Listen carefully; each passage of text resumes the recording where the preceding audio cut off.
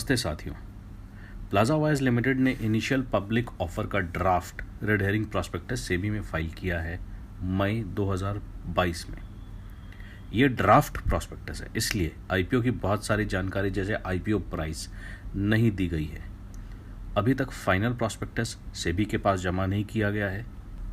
इस वीडियो में हम आपको प्लाजा वायर्स लिमिटेड आईपीओ का डेटा कंसाइज फॉर्म में प्रेजेंट करेंगे, जिससे आपको इस कंपनी के बिजनेस, फाइनेंशियल्स और कंपेरेबल कंपनी का कुछ आइडिया हो जाएगा।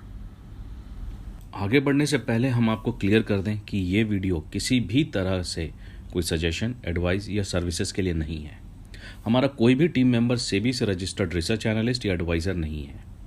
ये वीडियो सिर्फ एक इन्फॉर्मेशन के लिए बनाया गया है, जिसका डेटा इसके ड्राफ्ट प्रॉस्पेक्टस से लिया गया है। कृपया इस वीडियो के अंत में हमारा डिस्क्लेमर पढ़ें, जो बहुत इंपॉर्टेंट है। शुरू करते हैं इसके इशू साइज से। प्लाजा वायर्स लिमिटेड का इशू साइज रकम में 42.6 करोड़ रुपए का है और नंबर ऑफ शेयर्स में 1,64,52,000 शेयर्स का है। इस आईपीओ रकम का उपयोग 3 तरीकों से प्लान किया गया है। पहला, एक नया उत्पादन कारखाना बनाने के लिए, जिस पर 21.6 करोड़ रुपयों का खर्चा होगा। दूसरा, कार्यकारी पूंजी, जिसे हम वर्किंग कैपिटल भी कहते हैं, के खर्चे को फंड करने के लिए 21 करोड़ रुपए। तीसरा, जनरल कॉर्पोरेट पर्पस के लिए, जिसका अभी कंपनी ने फाइनल नंबर नहीं बताया है। प्लाजा वायर्स लिमिटेड का बिजनेस ओवरव्यू देखें तो प्लाजा वायर्स लिमिटेड सेटअप हुई थी 2006 में नवरत्न वायर्स लिमिटेड के नाम से। यह कंपनी वायर बनाती और बेचती है। इसके अलावा एलटी एल्यूमिनियम केबल बेचती है। इस कंपनी का फ्लैगशिप ब्रांड है प्लाजा केबल और दूसरे ब्रांड जैसे एक्शन वायर्स और पीसीजी है। इनके उत्पाद हैं वायर्स, केबल और एफएमईजी, जो है फास्ट मूविंग इलेक्ट्रिकल गुड्स, जैसे electric fans, water heaters, switches, switch gears, PVC insulated electrical tape, PVC conduit pipe and accessories. यहाँ आप उत्पादों का चित्र देख सकते हैं। विभिन्न प्रकार के उत्पाद कंपनी बनाती है। इंडियन वायर और केबल इंडस्ट्री मार्केट की बात करें तो वायर और केबल के भारतीय बाजार पर दृष्टि डालते हैं तो ये वित्तीय वर्ष 2021, जब हम वित्तीय वर्ष 2021 कहते हैं तो ये अप्रैल 2020 से मार्च 2021 तक का होता है। उस साल 13.68% के सीएजीआर से बढ़ के 78,800 करोड़ रुपयों का हो गया है। रिपोर्ट के हिसाब से ये बाजार 2026 तक 14.5% के सीएजीआर से बढ़कर 1,55,000 करोड़ रुपयों का हो जाएगा। वायर और केबल बाजार बहुत तेजी से छोटे और क्षेत्रीय कंपनियों से बड़ी और राष्ट्रीय स्तर की कंपनियों की तरफ बदल रहा है। मतलब खरीदार का झुकाव बड़ी कंपनियों के प्रोडक्ट्स की तरफ हो रहा है, जिससे बड़ी कंपनियों के बाजार में हिस्सेदारी बढ़ रही है छोटी कंपनियों के मुकाबले। यदि इस ग्राफ को देखें तो वित्तीय वर्ष 2014 में बड़ी कंपनियों की हिस्सेदारी 61% थी, जो वित्तीय वर्ष 2023 में 74% हो जाने की संभावना है।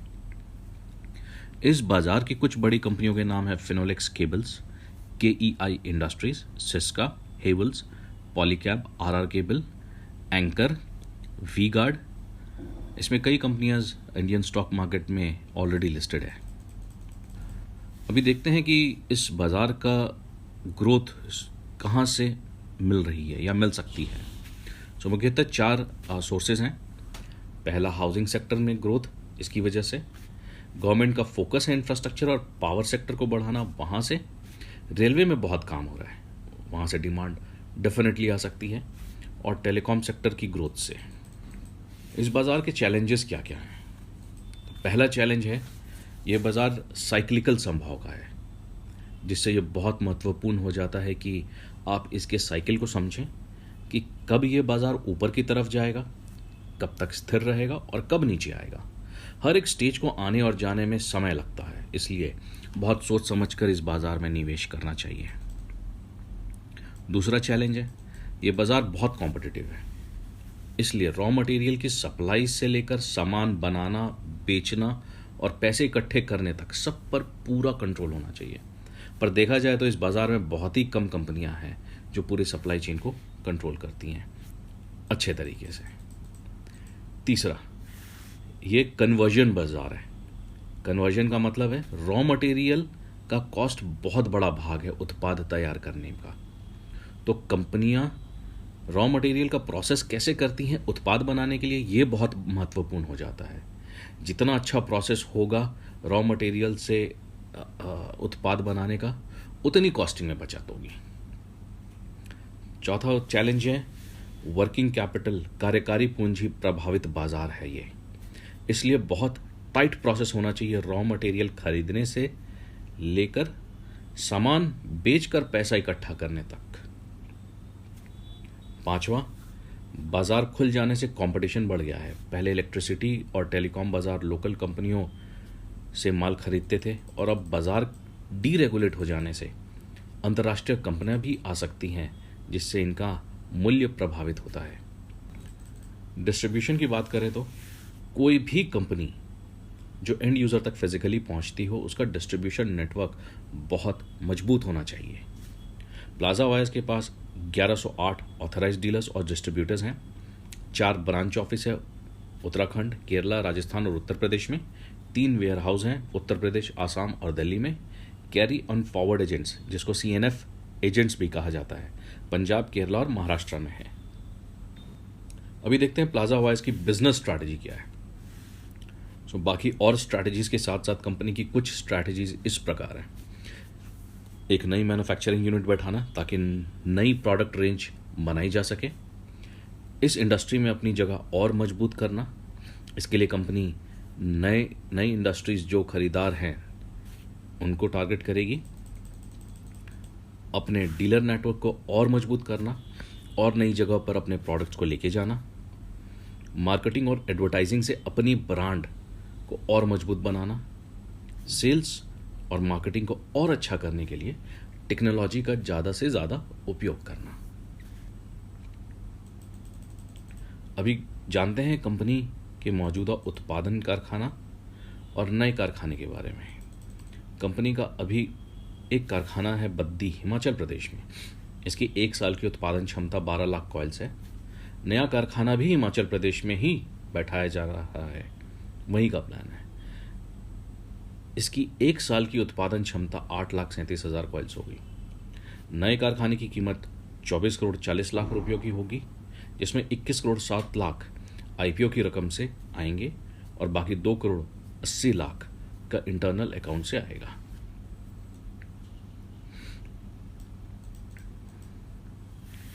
ये company tightly held family company है, जिनके 4 मुख्य प्रमोटर्स हैं। पहला संजय गुप्ता, इनको 25 साल का अनुभव है इस बाजार का।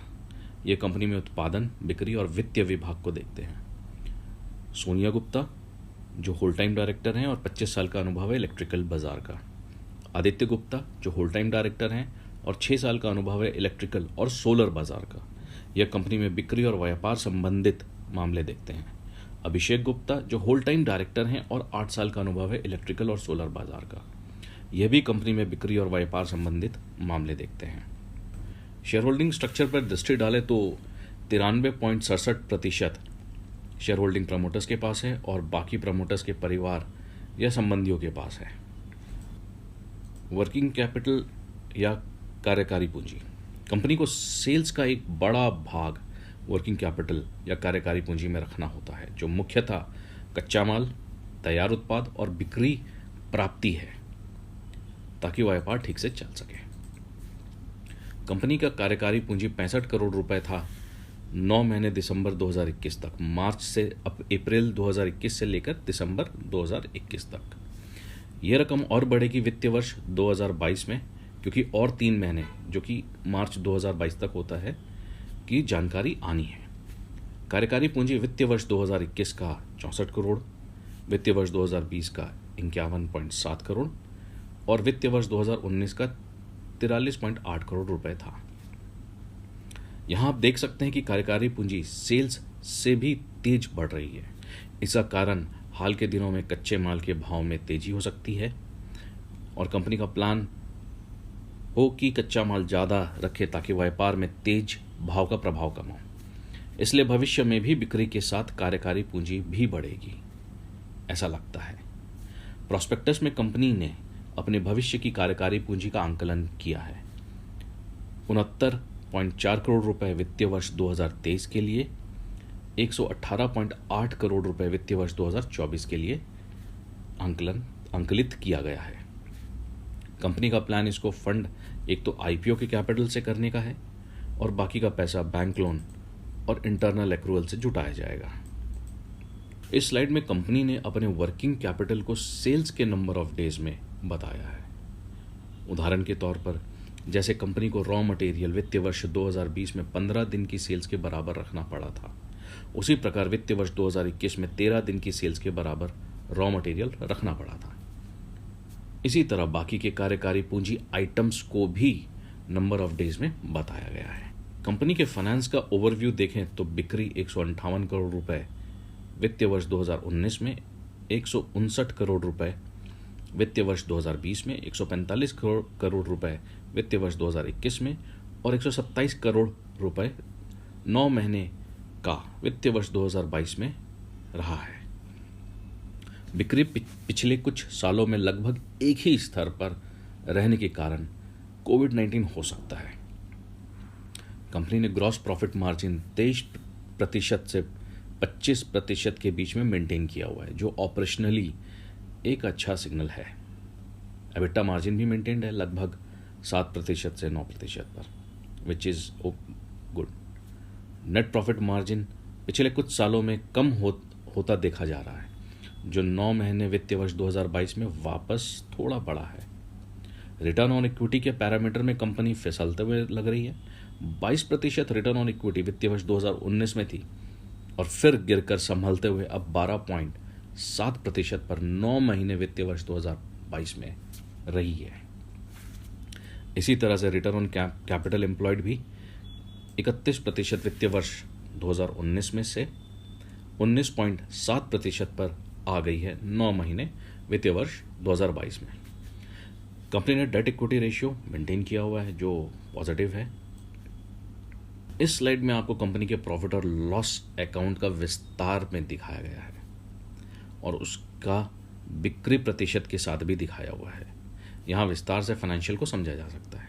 बैलेंस शीट की बात करें तो नेटवर्थ हर साल बढ़ रही है, मतलब कंपनी प्रॉफिटेबल है इन सभी सालों में। कुल ऋण लोन 32 करोड़ से बढ़कर 40 करोड़ हो गया है। अब क्योंकि इस बढ़ी हुए ऋण का प्रभाव बिक्री पर नहीं आ रहा है, तो इसका इस्तेमाल दूसरी जगह हो रहा है, जैसे कि कार्यकारी पूंजी में, और हो सकता है कोविड-19 के टाइम पर इमरजेंसी खर्चों के लिए। इन्वेंट्री 21 करोड़ से 33 करोड़ हो गई है, तो पूंजी का बहुत बड़ा भाग यहाँ इस्तेमाल हुआ है। ट्रेड रिसीवेबल्स, ट्रेड पेएबल्स, दूसरी करंट लाइबिलिटीज और बाकी देनदारी लगभग मेंटेन्ड है। यहाँ आप एक ही दृष्टि में कंपनी के फाइनेंशियल स्ट्रेंथ का ट्रेंड देख सकते हैं। Debt equity ratio, current assets to liabilities ratio, EBITDA margin, PAT margin लगभग मेंटेन्ड है। ROCE, ROE, inventory days, receivable days काफ़ी फिसल गया है या कमज़ोर हो गया है पहले के वर्षों के मुकाबले। इंटरेस्ट पेइंग कैपेबिलिटीज़, जो एबिटा टू इंटरेस्ट या डेट टू एबिटा से भी देखते हैं, अभी मेंटेन्ड है, जो एक पॉजिटिव पॉइंट है। इस क्षेत्र की बड़ी कंपनियां Finolex cables, KEI industries, Syska, Havells, Polycab, RR cable, Anchor, V Guard हैं, जिनकी बिक्री कम से कम 1500 करोड़ रुपए सालाना होती है। इसलिए इन कंपनियों से प्लाजा वायर की तुलना नहीं की जा रही है। प्लाजा वायर की तुलना इसी क्षेत्र की दूसरी कंपनियों से की गई है, जिनकी बिक्री 500 करोड़ रुपए तक है। तुलनात्मक चार्ट देखने से पता लगता है कि प्लाजा वायर्स का रेवेन्यू कॉम्पिटिटर से कम है। नेट प्रॉफिट अच्छा है, लेकिन अर्निंग पर शेयर कम है।